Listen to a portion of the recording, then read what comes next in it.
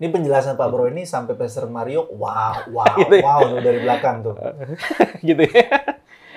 Oh, jangan-jangan karena dia waktunya ini, habisnya dia masih dia ngasih tahu waktunya bro udah habis dia katanya. Dia udah nggak sabar nih, mau masuk juga sama kita nih. Betul. Keren banget nih Pak Bro, asli.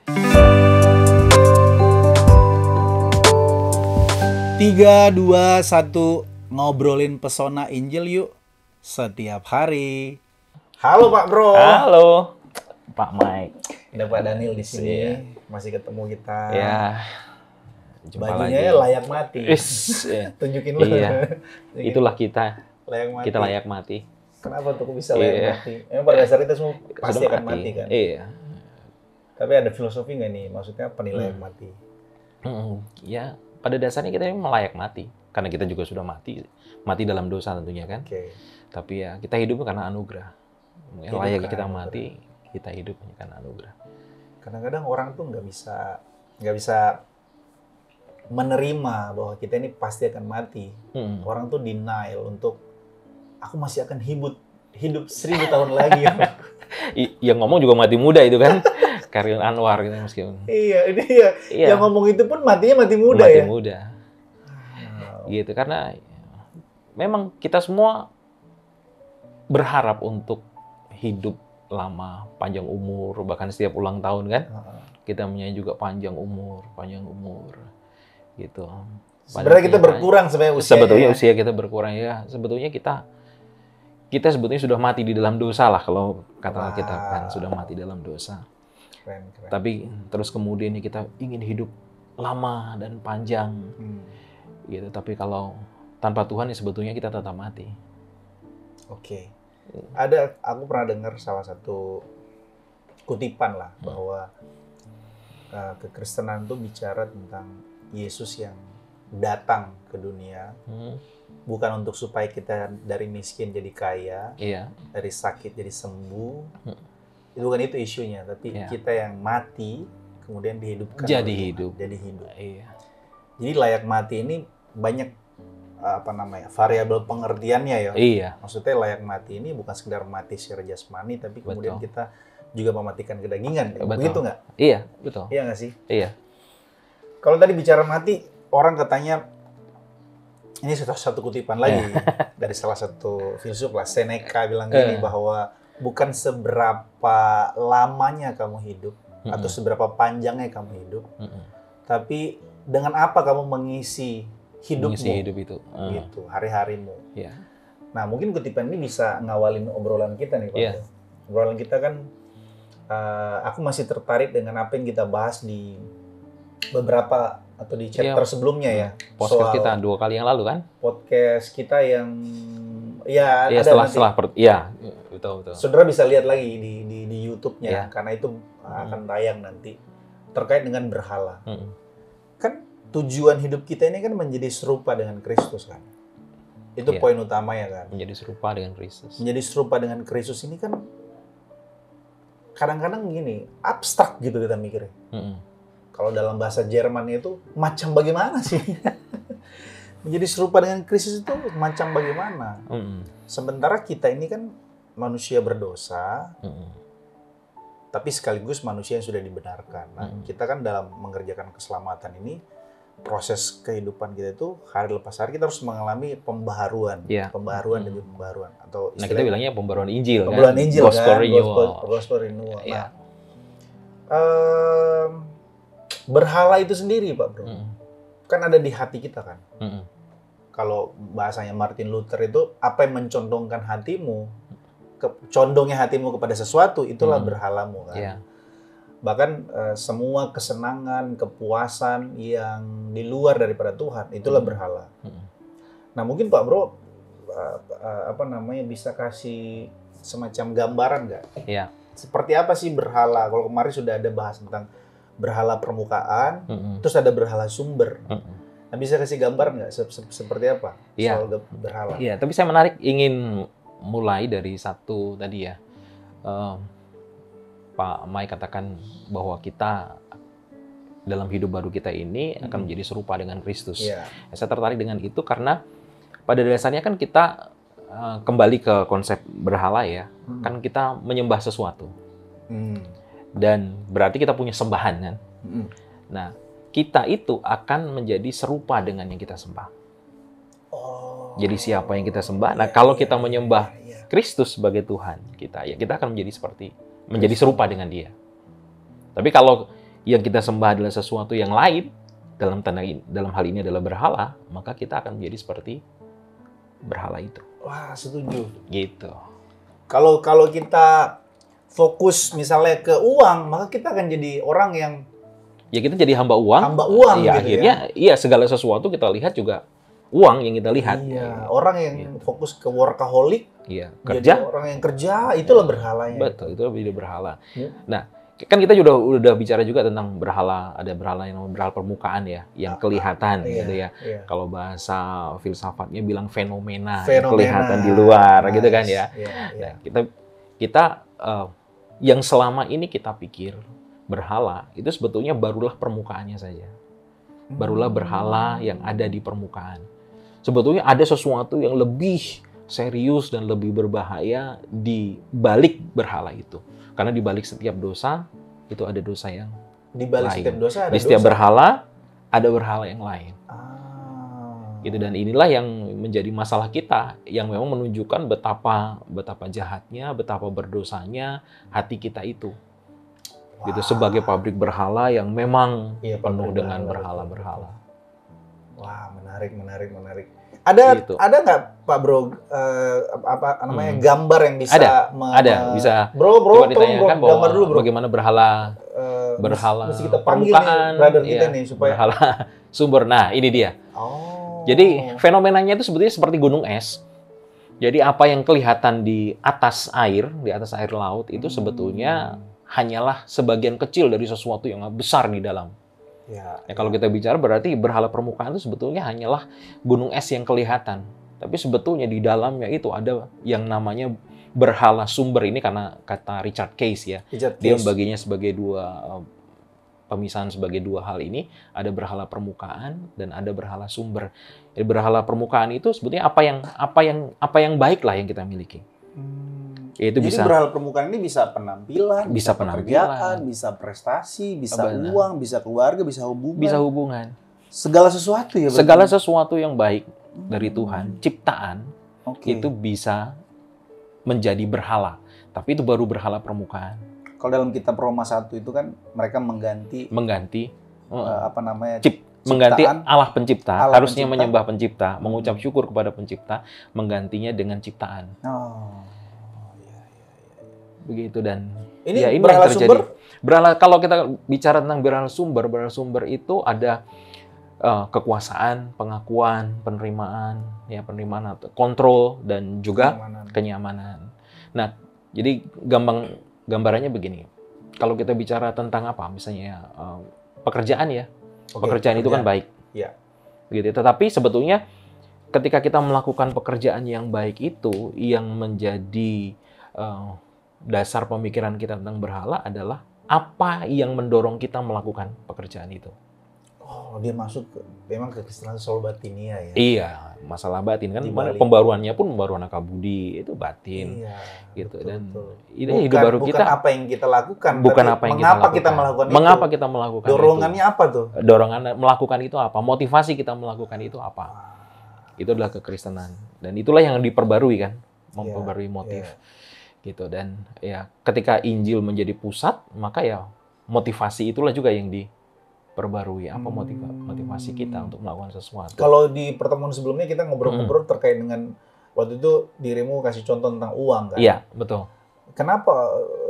Apakah uang itu berhala sesungguhnya? Iya, betul. Itu sebenarnya permukaan doang. Berhala masih di masalah permukaan aja. Sebenarnya ada sesuatu itu bukan uangnya kan? Bukan uangnya, tetapi apa yang kita bisa dapatkan dari uang itu? Kita menyembah uang. Iya, soalnya kita pikir gitu kan. Uang itu netral sebenarnya. Uang netral. Iya, uang netral. Jadi sebenarnya bisa kita kaitkan dengan berhala sumber sebenarnya. Betul, kita bisa kaitkan dengan berhala sumber. Sebenarnya kenyamanan. Bisa banyak hal, bisa keempat-empatnya. Bisa keempat-empatnya. Bisa keempat-empatnya. Misalnya, kita contoh ya, kalau kita bicara uang, berhala permukaannya. Terus kemudian kita lihat sumbernya apa, kan gitu. Berhala sumbernya apa? Dengan uang itu seseorang bisa mendapatkan kekuasaan.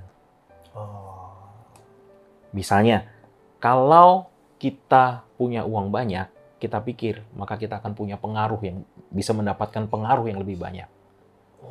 Dan itu kita bisa berkuasa dengan pengaruh itu. Nah, kita memanfaatkan apa? Uang. Iya, benar. Gitu. Jadi bukan sekedar kenyamanan jelas ya kan. Dengan uang kita bisa mendapatkan privacy gitu kan ya. Bisa naik jet pribadi gitu kan. Itu kan karena uang juga gitu kan. Bisa mendapatkan privacy kan gitu. Bisa mendapatkan banyak kenyamanan lah gitu dengan ya kita nggak usah jauh-jauh lah mobil yang nyaman kita bisa dapatkan dengan uang gitu ya. Tetapi juga hal-hal yang lain termasuk kontrol. Misalnya, kalau kita uang untuk mengkontrol, kita pikir begini, kalau sekarang nih kita punya cukup uang di ATM gitu ya, di bank, terus kemudian kita bisa investasikan gitu ya, kan kita pikir bahwa kita punya kendali nih buat hari esok. Wah, aku tenang hari esokku kan, aku punya uang kok gitu. Apa yang aku khawatirkan lah kalau aku besok punya uang. Kalau kita nggak punya uang sekarang kan kita bisa khawatir nih besok. Aku makan apa, aku kemana, aku bagaimana ini, mau gini, mau bayar kontrakan gimana, mau ini gimana gitu. Tapi kalau punya uang, kita pikir kita bisa kendalikan. Sehingga kita berusaha mendapatkan uang sebanyak-banyaknya untuk mengendalikan apa yang akan terjadi besok. Gitu, penerimaan apalagi ya kan? Dengan uang misalnya kan, kita bisa melakukan apa banyak hal lah itu untuk diterima pasangan kita. Perlu duit, kita pikirkan gitu kan. Untuk diterima di lingkungan lah misalnya kan, kita bisa pakai nih sana supaya aku diterima, Pak Daniel kelihatan baik gitu ya. Karena apa? Ya dengan uangnya dia bisa gitu dan dia diterima di jemaat, di lingkungan, di tengah-tengah keluarga sekalipun. Jadi kita memakai uang untuk sesuatu yang lebih dalam dari itu. Motivasi kita mendapatkan uang. Nah, itulah berhala. Seperti itulah berhala itu bekerja. Keren. Ya, kalau orang berhala yang penerimaan ya, benar-benar ya. Bahkan sampai level di mana kayak gini. Nasihat-nasihat orang tua nih. Bahkan saya dulu juga dinasihatin gitu sih. Nah, kamu harus sekolah yang tinggi. Supaya kamu ada uang. Kamu kaya, kamu sukses, supaya kamu nggak jadi seperti mama papa. Iya, gitu ya sebenarnya. Jangan jadi seperti supaya diterima. Supaya orang menghargai kamu, supaya orang bisa memandang kamu. Iya. Itu maksudnya berarti kan berhala juga nggak sih? Iya nggak sih? Iya. Sadar nggak sadar? Sadar nggak sadar bahwa orang tua kita sedang membangkitkan, sedang membangun satu konsep berhala di hati kita.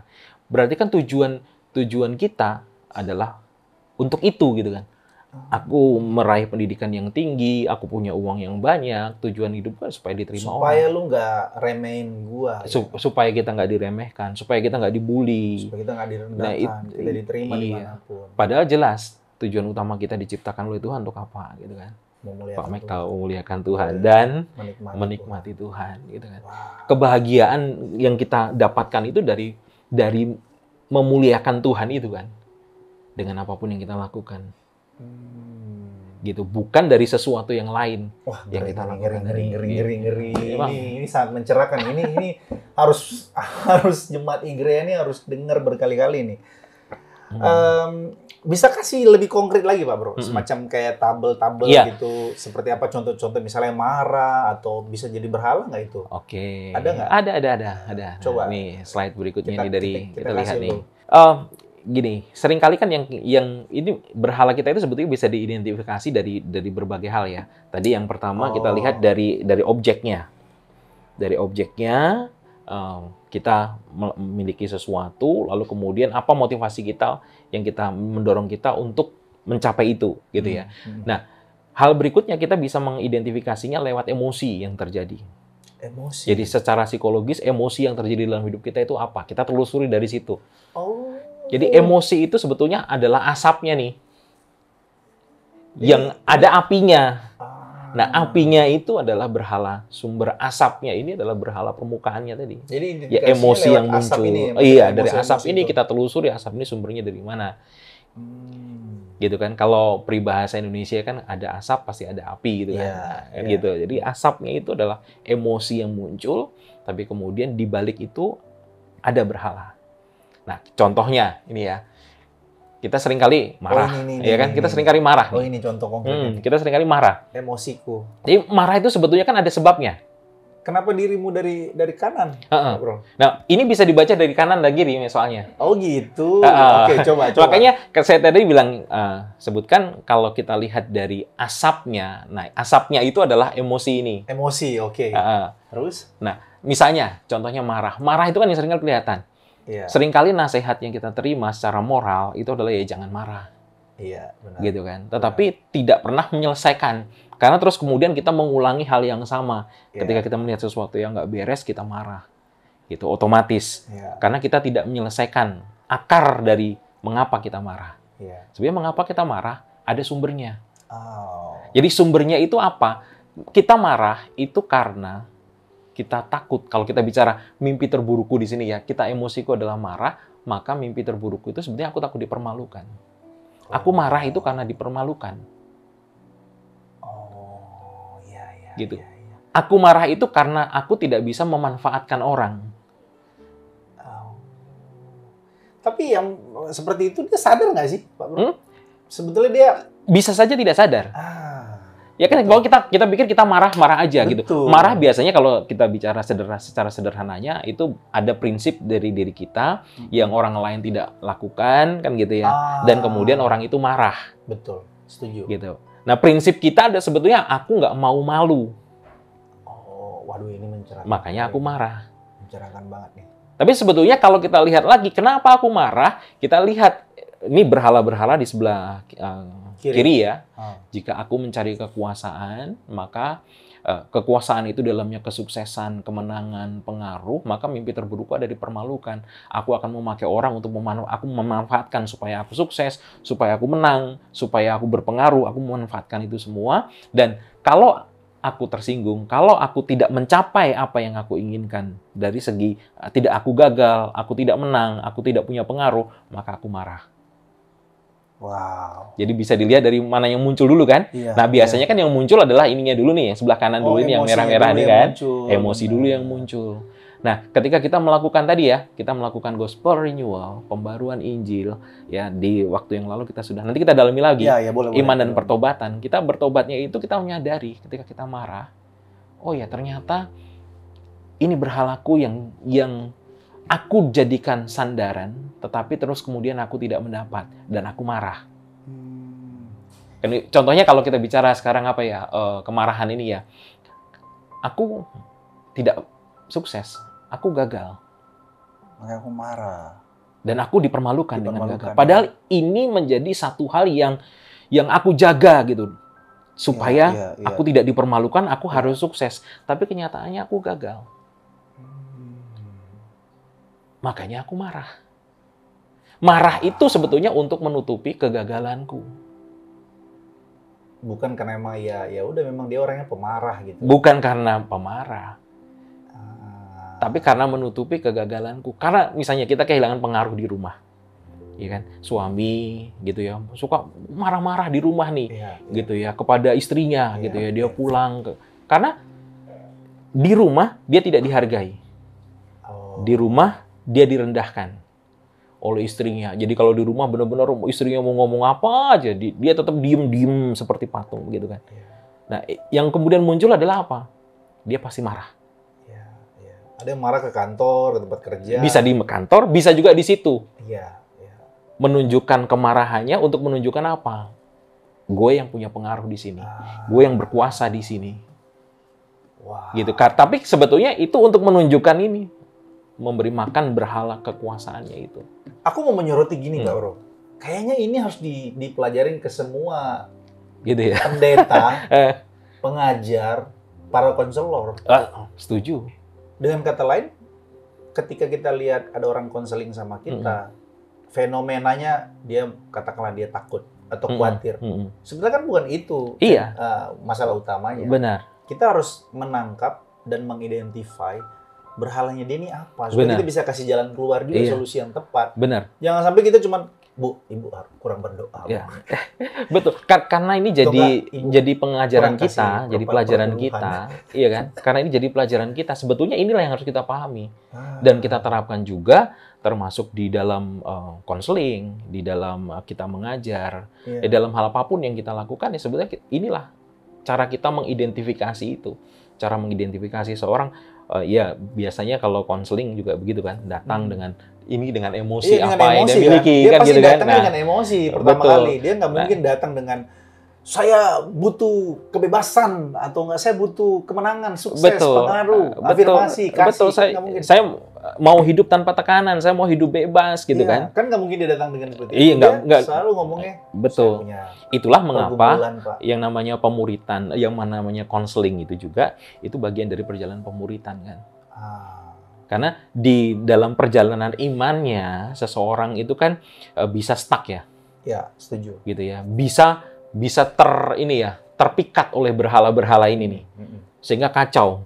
Ya. Nah, ketika dia datang konseling, datang dengan emosi ini, ya kita harus perhadapkan mereka dengan kenyataan bahwa mereka ada dalam genggaman berhala-berhala ini, sehingga muncullah emosi-emosi yang terjadi di dalam kehidupannya. Dalam pergumulannya itulah kita mencoba menolong mereka sebenarnya untuk memahami, ini loh dirimu.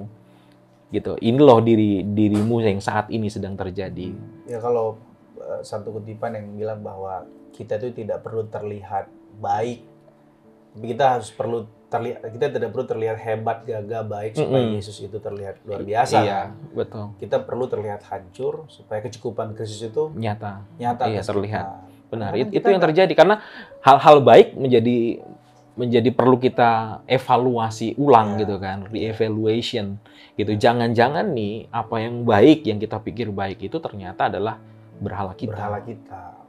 Gitu. Itu mengapa pertobatan dan iman adalah cara kita untuk berubah, cara kita melakukan transformasi. Boleh kasih satu contoh lagi nggak Pak Bro? Soal khawatir lah misalnya. Saya khawatir, oke. Soal khawatir. Kita khawatir. Banyak orang di hari-hari ini khawatir terus, Pak Bro. Gitu ya. Oke, kita coba khawatir. Orang yang khawatir datang dengan ini tanggal tua kah? Orang datang khawatir. Nah, kalau kita melihat orang yang khawatir itu yang menjadi mimpi terburuk dari seseorang adalah ketidakpastian. Oh, itulah khawatir. Tidak pasti. Karena kan kita khawatir karena kita nggak tahu besok mau makan apa. Besok kerjaanku gimana. Besok anak-anakku sekolahnya gimana. Karena ketidaktahuan tentang sesuatu yang akan terjadi di depan, makanya kita khawatir. Gitu ya. Mau bayar, banyak sekali nih tagihan nih kita, sementara pekerjaan kita tidak menentu. Nah, bagaimana kita bayar tagihan ini? Bagaimana bayar kontrakan kita ini? Ya kan? Nah, bisa jadi setelah lewat itu kan terus bagaimana nantinya? Nah, kita khawatir. Kita khawatir itu karena tidak pasti, karena ketidakpastian.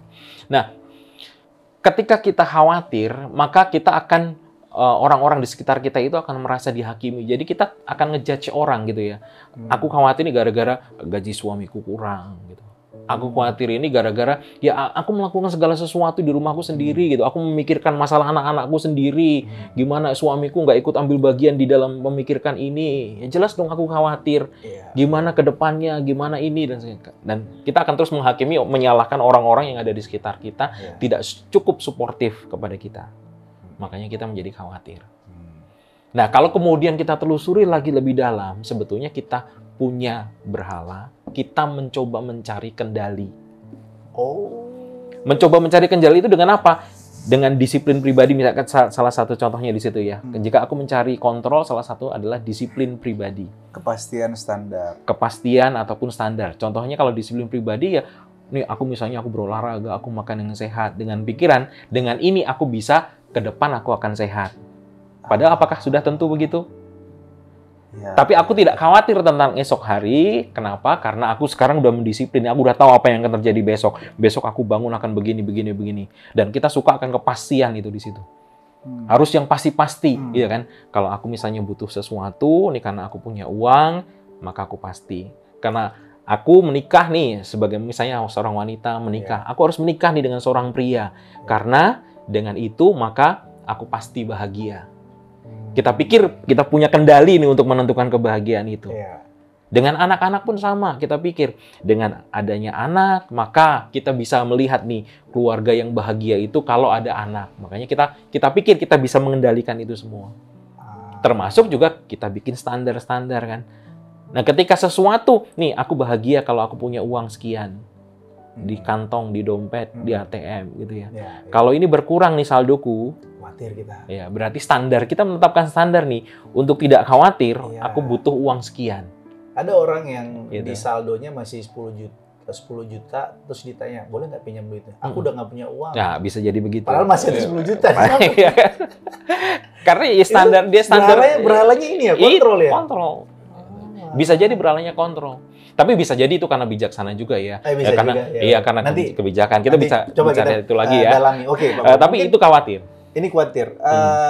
Oke. Ada tuntutan, ada tekanan soal bosan ya? Iya, bosan. Kalau bosan, misalnya bosan, ini banyak terjadi juga di anak-anak muda. Oke, anak muda. Gampang sekali bosan kan? Sip, ya gitu, boring, mereka gitu-gitu. Kerja sebentar, keluar, gitu kan. Iya. Kalau kita lihat gejalanya, sebetulnya mereka bosan dan mereka cuek. Bahkan di gereja pun mereka bosan gitu. Iya, dan orang seolah-olah diabaikan kan. Seolah-olah orang sekitarnya diabaikan, orang tuanya diabaikan. Iya, dia suka main game dan seterusnya ya, suka santai lah, enjoying life lah gitu kan. Suka nongkrong santai-santai dan karena mudah bosan. Iya. Bosannya ini kelihatan, tapi sebetulnya mereka ini yang paling mereka takuti, orang-orang yang bosan itu adalah tuntutan, tekanan, stres. Oh, oke. Jadi nggak mau dituntut, makanya ada anak muda baru kerja sebentar, ditegur atasannya, langsung keluar. Iya, langsung. Sekarang banyak kan begitu kan? Langsung tulis status. Langsung tulis status gitu. Ya. Atasan gua nggak benar tuh. Nah, gitu kan? Nah, maki-maki ini yang fenomena ini sebetulnya terjadi yang sekarang kalau istilah kerennya sekarang strawberry generation gitu ya. Anak-anak muda yang rapuh gitu ya, gampang hancur, ditekan sebentar. Ini sebetulnya itu adalah pemahaman tentang berhala juga di dalamnya. Dasar dari itu sebetulnya adalah mereka mencari kenyamanan, benar nggak sih? Bahkan sebetulnya kita semua sebetulnya mencari kenyamanan. Tetapi fenomena anak-anak sekarang ini, orang-orang muda sekarang ini terjadi seperti itu sebetulnya karena mereka mengharapkan kondisi yang tanpa tekanan. Mereka semaunya, aku mau main game ya, nggak usah diperingatin lah, gitu kan. Suka-suka aku lah, gitu. Aku suka kebebasan, gitu. Padahal ya akan diperbudak dengan kebebasan. Semua ini akhirnya itu akan memperbudak. Jadi sebenarnya kita mencari raja dan ketika kita dapat raja itu nih, berhala itu akan memperbudak kita. Dan perbudakan mereka ternyata lebih mengerikan. Di awal bilang bahwa kita menyembah siapa kita akan menjadi serupa dengan serupa dengan yang kita sembah. Kalau kata anak-anak muda, iya lagi gitu. Iya. Kalau sekarang kan gitu ngomong. Iya kan? Iya lagi. Iya lagi. Kalau ada dia ngerti, oh iya lagi. Iya lagi. Betul. Jadi kita semua mencari berhala-berhala ini. Sadar ataupun tidak sadar. Oke. Masih ada yang mau kasih slide nggak? Soal ada. Boleh, bro. Ada. Boleh, apa? bro. Kasih, bro. Nah, Thomas Chalmers ini apa? Oh, ternyata Thomas Chalmers ya. Ternyata Chalmers. Kita sudah masuk ke ini. Jadi kita udah identifikasi kan. Ya. Nah, ternyata berhala-berhala tadi, baik berhala permukaan ataupun berhala sumber, sebetulnya tidak bisa dengan serta-merta begitu saja kita hancurkan. Coba kita gimana caranya menghancurkan tadi ya keinginan kita untuk tampil baik gitu ya, untuk perlu uang, kan nggak bisa dihancurkan. Kita tetap butuh uang itu kan. Karena di kan kehidupan ini kan sepanjang hidup, maksudnya kita kan ini sampai kita mati kan sebenarnya persoalan berhala ini. Benar, sampai kita mati. Mulai dengan layak mati gitu. Kita harus mematikan berhala-berhala kan. Betul. Nah, mematikannya itu gimana gitu. Sedangkan mungkin sebelum ke Thomas Chalmers, mungkin pertanyaanku gini ke Pak Bro. Kalau semua yang ada di dalam diri kita, bahkan yang hal-hal yang sifatnya eksternal sampai tadi menyentuh ke hal emosional, psikologis itu, kita katakan berhala, orang tuh jadi yang apa sih istilahnya dalam tanda kutip itu istilahnya kita tuh jadi latah. Jangan-jangan ini berhala, jangan-jangan ini berhala, jangan-jangan ini berhala. Itu gimana tuh Pak Bro, kalau seperti itu? Ya sebetulnya kalau kita bicara di surat Yohanes kan, Yohanes 4 apa ya kalau nggak salah 21, waspadalah terhadap segala berhala kan. Iya, 1 Yohanes. Memang harus waspada kan kita, harus mewaspadai, jangan-jangan ini memang berhala. Gitu. Hai anak-anakku, bahkan surat itu agak gantung sebetulnya di akhir, di bagian terakhir, tapi ngomong hai anak-anakku waspadalah terhadap segala berhala. Udah titik habis itu kan gitu, kayak bukan kesimpulan banget kan gitu. Iya, itu kayak film yang gantung gitu. Iya kan. Tapi ternyata memang itulah pergumulan kita sampai akhir hidup kita ini untuk mewaspadai berhala-berhala itu, karena memang daya pikatnya luar biasa. Wah. Kalau jelas ketahuan antara hitam atau putih gitu ya, oh ini iblis nih gitu ya. Iya. Kita mudah untuk menghadapinya. Iya. Tapi kenyataan ini begitu tipis sekali kan, tipu muslihat iblis itu sangat-sangat tipis kan. Sehingga kita tidak sadar disimpangkan itu, dibelokkan itu. Setuju. Tidak sadar. Itulah kenapa kita sering kali mention di gereja kita itu khotbahkan Injil setiap hari supaya membangun kepekaan atau kesadaran bahwa kita itu setiap hari sedang melawan si iblis ini, daging kita dengan keinginan duniawi kita ini ya. Benar, yang begitu kuatnya. Ada banyak orang nggak sadar loh Pak Bro. Memang iya. Nah, bahkan Kidang pun seringkali nggak sadar. Yang lebih parah itu yang sudah tahu tapi masih tetap hidup di situ. Iya. Maksudnya sudah tahu nih berhalanya apa, tapi dia nggak mau keluar dari berhala itu, atau dia nggak mau menghancurkan berhala itu. Nyaman. Dosa itu nikmat. Iya. Bikin tampil nih Bro, dosa itu nikmat. Memang iya. Gitu. Nikmat, benar-benar. Siapa yang tidak ingin kenyamanan? Siapa yang tidak ingin mengkontrol, bisa ngontrol segala sesuatu? Kalau kata anak gitu muda, kan? Iya lagi. Itu kan, iya kan? Iya lagi. Siapa yang nggak suka playing God sih dengan semuanya itu kan? Kita gitu. Aku ingin berkuasa, aku ingin diterima gitu kan. Alangkah enaknya kalau semua orang bisa menerima aku gitu kan, rasanya wow kan. Tapi sebenarnya gini Pak Bro, sebelum 2 kali nih aku bilang sebelum ketemu apakah diksi soal power, kenyamanan, kontrol, dan penerimaan tadi itu sesuatu yang sifatnya memang harus kita alergi dengan itu. Kita kayak kayaknya dengan kata ini kita langsung mengasosiasikannya sebagai ini berhala, ini dosa.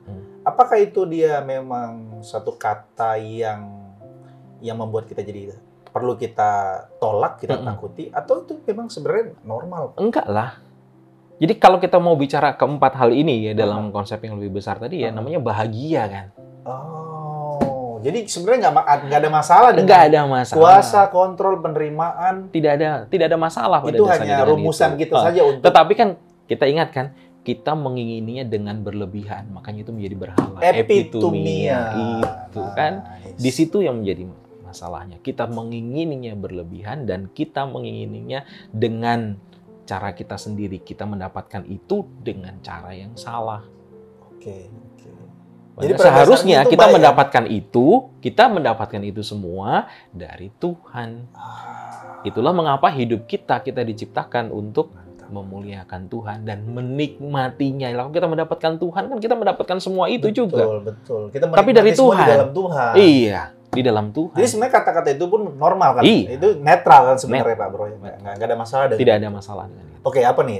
Thomas Chalmers ini apa? Iya, jadi ternyata kita tidak bisa menghancurkan itu, makanya itu tetap ada. Ya.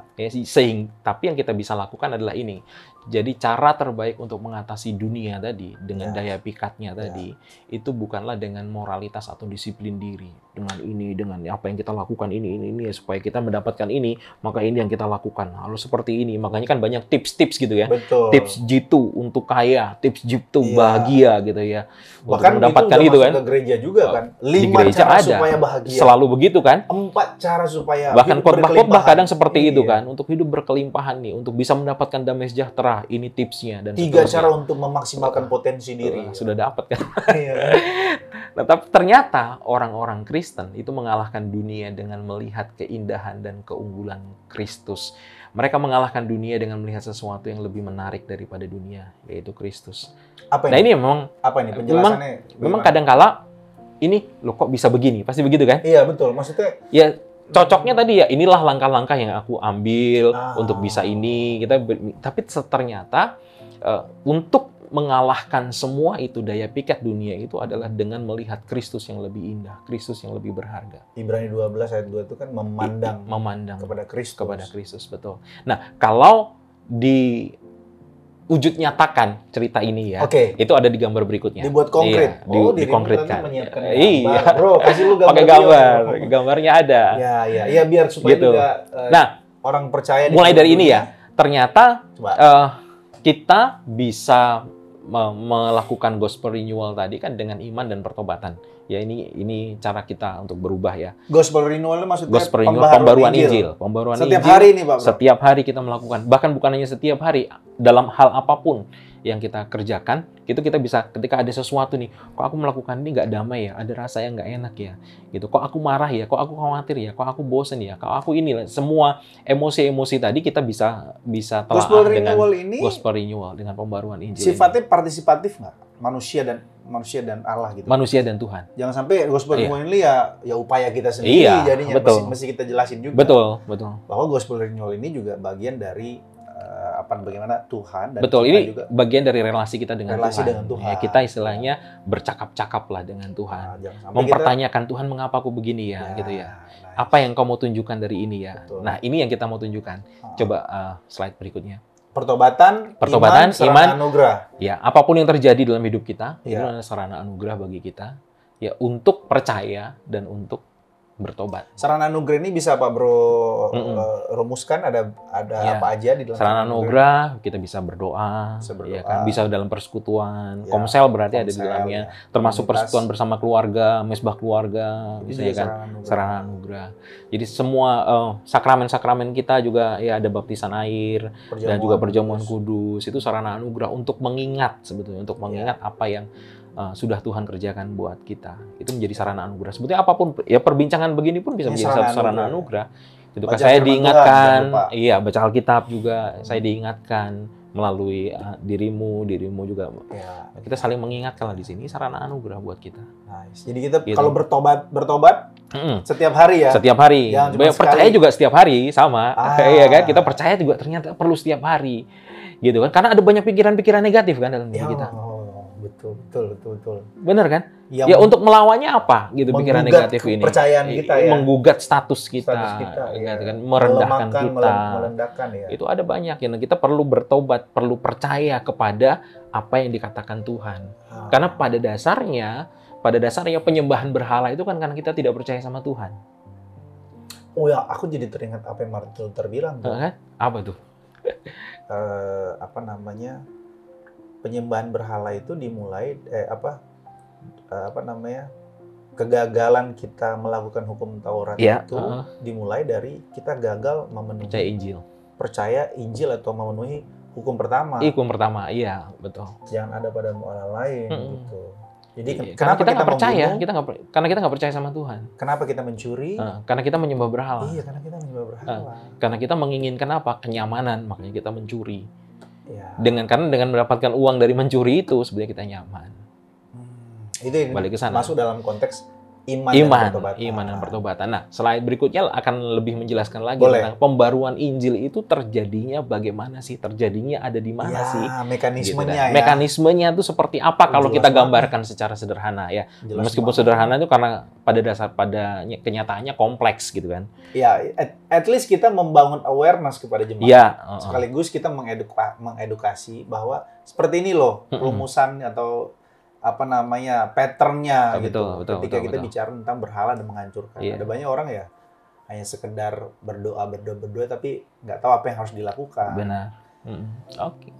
Slide. Bro, tolong bro, slide bro. Slide berikutnya. Nah, ini dia. Pasti udah banyak yang melihat ini kan. Oh, jemaat kita sepertinya sudah familiar lah. Betul. Untuk jemaat yang di luar gereja atau seluruh orang percaya di dunia, dirimu harus jelasin ini. Iya, jadi ini adalah gambar kehidupan manusia. Iya, kalau dimulai dari sana itu putih ini panjang ini sebetulnya kehidupan kita sebetulnya kan nggak ada batasnya sebetulnya. Kalau kita mau bicara jujur ya, mau yang namanya hidup kekal atau mati kekal itu kan selama-lamanya tuh nanti. Ya, kita betul. hidup kekal juga selama-lamanya, Betul. ataupun kita mati kekal itu selama-lamanya. Karena pada dasarnya kita ini kan makhluk kekal. Iya, makhluk kekal. Kita diciptakan sebagai kita makhluk nggak kekal. seperti babi, monyet, dan kawan-kawan. Nah, ya kan? cuma pertanyaannya kita kekal ada di dalam dosa ini, atau kemudian kita percaya kepada Yesus Kristus, kita mengalami lahir baru, dan kita akan ada dalam hidup yang kekal. Ini gambarannya. Makanya kalau di sini gelap, ini ini ada filosofinya, gelap ini? Gelap ini ada filosofinya. Ini gelap, kita hidup dalam dosa ini. Kita mati di dalam dosa. Makanya gelap. Jadi begitu kita lahir sebagai orang berdosa, bro. Makanya gelap. Loh, ini sekaligus mematahkan konsep tabula rasa dong. Iya. Bahwa ketika kita lahir itu seperti kertas putih, kan? Kita lahir sebagai orang berdosa. Kalau nggak salah, Mazmur juga bilang bahwa dalam kandungan pun aku dikandung. Dalam kandung aku diperanakan. Wah, menarik gitu. nih. Makanya gelap. Sehingga karena gelap itu, padahal kita tidak bisa memahami Allah yang sedemikian kudus, tapi kita juga tidak sadar bahwa kita itu orang berdosa. Iya, benar. Karena buta juga kan. Iya, benar. Kalau kita ada dalam kegelapan gimana sih rasanya? Iya. Kan kita nggak tahu apa-apa, nggak tahu atas bawah, semuanya terasa sama. Iya. Itulah orang yang ada dalam kegelapan. Kita buta, tidak tahu arah, tidak tahu mau kemana, dan tidak tahu harus bagaimana. Wah, keren. Itu makanya warnanya gelap. Aku tidak mampu memandang keberdosaanku, aku juga tidak mampu memandang kekudusan Allah. Jadi benar-benar aku itu layak mati. Layak aku mati. Itu binasa. Layak mati. Karena ini. Oke, kita kasih lu teksnya. Kekudusan Allah itu di itu Yesaya ada di Yesaya 6 1 sampai 5, Yesaya 55 6 sampai 6. Saudara bisa capture ini di YouTube saudara, di handphone saudara. Kemudian sampai ini kan keberdosaan kita. Aku tak kita. mampu memandang dosa-dosaku. Yeremia 17 9 sampai 10, 1 Yohanes 1 ayat 6. Oke. Nah, sampai satu ketika karena anugerah Allah kita lahir baru. Kita lahir baru. Oke. Oleh karena Kristus kan. Ya. Makanya terjadilah di sini nih lampu senter ini sehingga hidupku tidak lagi gelap kan. Ya, warnanya kuning. Wow, keren nih. Ini semua ini ada diterangi. Iya, ada filosofi semua. Ini ternyata senter ya. Senter, itu kan senter. Oh, ini untuk Kristus lah untuk yang mengubah hidupku. Ini adalah perjalanan hidup yang baru itu. Hidup yang baruku adalah hidup untuk mengenal Allah. Tetapi sekaligus juga menyadari keberdosaanku. Inilah terang hidup. Inilah hidup yang baru itu. Nah, di dalam hidup yang baru itu, gitu, Kristus yang kita kenal, yang kita percayai, itu perlu kita terus renungkan, perlu terus kita pahami terus agar Kristus itu menjadi semakin besar. Pengenalan akan Kristus. Pengenalan akan Allahnya menjadi semakin besar. Nah, kita bisa menyadari ini, kenapa? Karena semakin hari kita menyadari keberdosaan kita. Betapa kita berdosa, tapi betapa Allah itu sedemikian kudus. Dan kita tidak bisa menjangkaunya.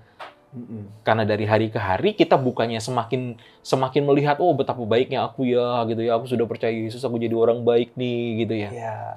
Ternyata enggak. Dalam hal yang baik ini pun yang baru saja saya lakukan ini, ternyata saya sudah berdosa. Wah, indah sekali ya. Kan gitu, sehingga Kristus akan semakin terang buat kita, justru semakin indah. Oh ya, aku memang benar-benar tidak layak, karena Allah sedemikian kudusnya, aku sedemikian berdosa. Jadi kalau misalnya gini nih, sebelum nanti Pak Bro lanjutin. Kalau ada orang yang berkata, kayaknya aku semakin kudus deh. Kayaknya aku semakin suci deh. Ikut Tuhan tuh aku kayaknya semakin benar, semakin dekat deh. dengan Tuhan gitu ya, semakin dekat. Orang ring satunya Tuhan. Orang ring satunya Tuhan. Gitu. Apalagi kalau sampai bilang Tuhan bicara sama saya. Iya, gitu. Seolah-olah spesial banget ya, VVIP gitu ya. Iya, VVIP. Itu justru terbalik ya sebenarnya Pak Bro ya? Terbalik. Maksudnya sebetulnya semakin kita kenal Tuhan, semakin kita melihat diri kita nggak layak. Harusnya begitu. Iya. Semakin kita melihat diri kita hina, kotor, dan lain sebagainya. Harusnya begitu ya? Harusnya begitu. Filosofi. Iya, itu yang saya pahami dari Alkitab begitu ya. Karena Allah itu sedemikian kudus. Jadi jangan sampai kita berpikir seperti pemungut cukai itu kan. pemungut cukai dan orang Farisi. Iya, orang Farisi. Aku nggak sama seperti itu, pemungut cukai. Iya kan gitu kan, aku lebih baik dari. Aku ngasih perpuluhan, aku berpuasa, aku berdoa, gitu. Nah, tadi kita kembali lagi nih. Konsep bertobat, iman dan pertobatan itu terjadi di sini sebenarnya. Oh. Makanya ketika saya lihat renungkan ini lagi, iya makanya. Jadi semakin aku melihat keberdosaanku, maka yang kulakukan adalah selalu bertobat. Makanya bertobat ini, lihat, ini berlangsung sepanjang hidup. Semakin aku melihat keberdosaanku, semakin coba apa yang kita lakukan kalau bukan bertobat? Betul. Apa yang kita lakukan? Apa pilihan kita? Ya bertobat lah. Ketika kita melihat, aku seberdosa ini ya ternyata ya. Bahkan dalam perbuatan baik yang kulakukan, itu bisa terselip sesuatu yang jahat. Betul. Aku melakukan ini itu untuk ini sebenarnya. Iya, betul. Gitu. Aku membesarkan anak-anakku dengan baik, menyekolahkan mereka tinggi-tinggi, itu sebetulnya aku mengharapkan sesuatu loh dari anak-anakku. Ibarat kata Paulus tuh, ya kan? Menyamar seperti malaikat terang. Ini yang dilakukan jadi oleh si jahat itu. Perbuatan-perbuatan baik kita pun itu bisa disusupi oleh dosa sebenarnya. Disusupi oleh keinginan kita sebenarnya, kan? Iya, benar. Oleh hasrat kita yang berlebihan akan sesuatu. Iya. Makanya kita perlu bertobat. Di sini konsep bertobat itu semakin aku dasar ini ya. Nah, semakin aku bertobat, malah justru aku bertobat ini menyerahkan dosaku pada Yesus, berjalan dalam terang, diberdayakan Roh untuk makin sedikit berbuat dosa dan makanya ini menjadi sinless, bukan sinless kan. Dosa yang semakin sedikit kita lakukan. Itu mungkin yang bahasa Paulus, matikan segala sesuatu yang duniawi kan. Betul, dari hidupmu. Iya. Kan? Tapi semakin kita sadar akan keberdosaan kita, maka saat kulihat makin banyak dosa itu kenapa? Karena kita gagal mengasihi Allah dan mengasihi sesama, maka semakin besar juga kebutuhanku untuk apa? Bertobat. Wow. Bertobat tidak berhenti ternyata. Sorry nih, aku kasih masukan nih buat dirimu. Ini kayak harus diseminarkan, Pak Bro. Bukan cuma podcast jadinya nih. Iya, bukan hanya podcast, benar. Berarti nih. Ini harus diseminarkan karena ini mahal sekali nih. Ini membuka khazanah teologis kita sekaligus menggugah batin untuk ini pun kita sedang bertobat sebenarnya kan. Iya. Ini kan kita sementara percaya dan bertobat nih sementara. Benar. Wow. Jadi, balik lagi ya. Soal kekudusan? Kekudusan Allah. Nah, kita justru diajar untuk semakin percaya kepada Dia. Karena kita melihat, Allah itu kudus. Aku makin percaya kepada Dia. Makin percaya kepada Dia. Ini kan, identitasku semakin aku yakin. Aku dikasihi, aku diampuni, dibenarkan. Padahal pikiran negatif itu kan terus menyerang kita kan. Kamu gagal, kamu tuh ditolak. Soal identitas ini, Pak Bro, dia mulai dari sini, identitas itu sudah baru ya? Kita sudah dibenarkan kan. Dapat identitas yang baru. Tetapi kepercayaan kita akan identitas itu terus harus bertumbuh juga. Karena kita kan masih dalam tubuh daging. Benar. Serangan-serangan si jahat, baik serangan di dalam diri kita pun juga sama. Menggugat identitas kita. Sudah diterima mutlak oleh Tuhan misalnya. Tapi kan, kamu butuh diterima suamimu loh, istrimu loh, anakmu loh. Kamu harus berbuat sesuatu untuk diterima mereka. Betul. Untuk diterima oleh teman-temanmu itu loh, kamu harus lakukan sesuatu loh. Kamu harus ikut nge-vape, ikut rokok segala macam supaya kamu diterima sama temanmu. Ini dasarnya itu kan? Iya, bicara identitas. Gitu. Orang percaya juga mengalami pergumulan yang sama kan? Coba misalnya yang diperbudak oleh rokok, misalnya kan? Sama kan juga berpikir, aku harus merokok supaya apa? Supaya aku nyaman. Jadi kita berpikir, kalau aku tidak merokok, aku tidak nyaman. Makanya aku merokok supaya aku nyaman. Iya, betul. Jadi masalah identitas loh, kenyamananmu itu bukan ditentukan oleh kamu merokok atau tidak merokok. Setuju. Salah satu fun fact soal merokok nih, supaya nanti kita lebih dalam. Ternyata merokok itu betul tadi karena orang mencari damai, mencari karena tekanan, stres. Iya, betul. Apa sih enaknya ngerokok itu? Enaknya itu kan orang bisa menemukan satu kenyamanan tadi itu, Pak Bro. Ternyata katanya begitu kan, soalnya saya belum pernah nyoba jadinya nggak pernah membuktikan. Selidiki orang kan pada saat ngisap rokok itu kan dia nyaman seperti buang nafas lega gitu ya, iya katanya lega. Seperti orang meditasi sebenarnya. Iya, katanya begitu. Dengan rokok. Ternyata tuh persoalannya dalam ya, itu berhala kenyamanan ya masuknya. Iya. Wah, ya tapi ada yang mencobanya untuk penerimaan kan. Kalau masih coba-coba biasanya kan, lah orang teman-temanku semua melakukannya, masa aku nggak melakukannya? Setuju. Supaya aku bisa diterima mereka, aku melakukannya. Kan awalnya itu kan. Betul. Saya dulu SMA tuh begitu. Iya. Kamu kok nggak ngerokok sih? Nggak seru, nggak boleh kamu masuk di Komunitas ini gitu ya. Geng kalau di geng kan. Iya, kalau sekarang circle bilangnya. Iya, circle. Nggak boleh masuk circle sini. Itu karena tapi ketika kita belajar identitas kita, bahwa kita sudah diterima, kita sudah diterima oleh Kristus, damai sejahtera kita oleh Kristus, disukai Allah oleh karena Kristus, kita nggak butuh semuanya itu jadinya kan. Nice. Gitu. Nah itu butuh terus menerus.